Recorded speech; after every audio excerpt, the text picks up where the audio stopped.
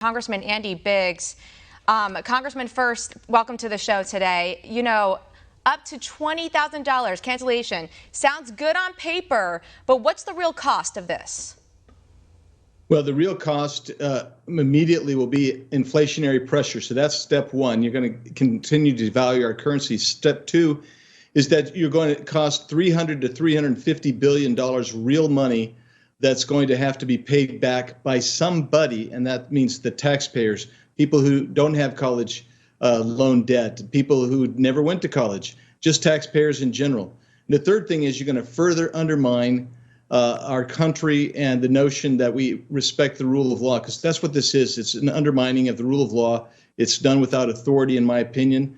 And quite frankly, it's done in a very cynical political manner. Yeah, I mean, especially in a time with inflation at an all-time high, right? And what message does it send to the American people, the ones that decided to take up plumbing as a job, ones that didn't go to college? They're the ones that actually have to pay for all of this. What message does that send? And especially, Congressman, at a time where we're still trying to figure out the gas situation, where many people have to now decide, you know what, Friday night comes, I have to cancel those dinner plans and eat a cup of noodles.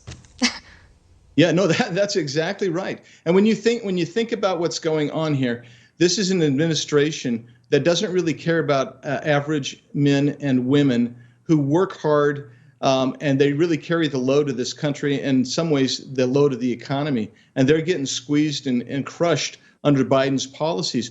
But what he's done here is he's decided to make a very cynical political play right before the midterms that they expect to lose big. And so what they're doing now is saying, well, okay, let's find somebody who we can sway, who we can buy. And that's what they're doing here. They're leveraging this particular policy, which is a bad policy. And they're going to indebt future generations to try to hold on to political power in 2022 with this notion of the forgiving of student loan debt. And to me, it's really immoral, but that's what I've come to expect from the Biden administration. All right, this administration just loves to whip out the money. He loves to spend money. And you know, this is quite literally what we're seeing of him buying votes. Also, Congressman, love to point out, actually 50% of that debt, those are coming from students that have a graduate degree. So the fact that we're already paying for higher education, this is higher education on top of higher education, leaves kind of a nasty taste in my mouth about that. But I do want to switch gears for a minute. We're going to go on to the border now. In your state of Arizona, there was 4,000 feet of open border in Yuma. The governor there said those gaps have now been filled in with 130 shipping containers. Congressman, we talk a lot about the border, especially you and I in the past, and it's always the same kind of message. But, you know, this came out from a Republican. This was a Republican's decision to fill in those gaps. Is it still enough to deter migrants from making that trip across the border? I wish I could say yes, but we're 4,000 feet on a border that's thousands and thousands of miles in length, a couple thousand miles in length beyond, that has so many open gaps. What he's done here is to make it more, let's put it this way, he's funneling people to a certain place. So the area near the Morelos Dam in Yuma, that's going to be filled in, and I applaud him for doing that.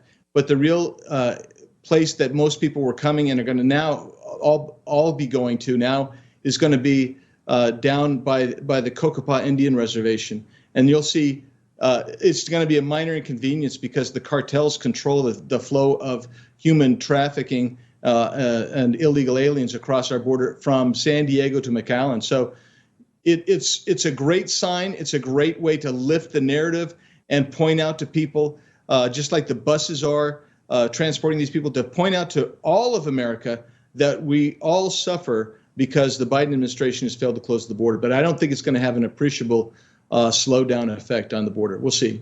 Yeah, we'll see that to come. You just mentioned those buses getting shipped off, so let's talk about that. Started off with 100 migrants. Now we're getting into the thousands. And guess what, Congressman? The mayors in those states, D.C.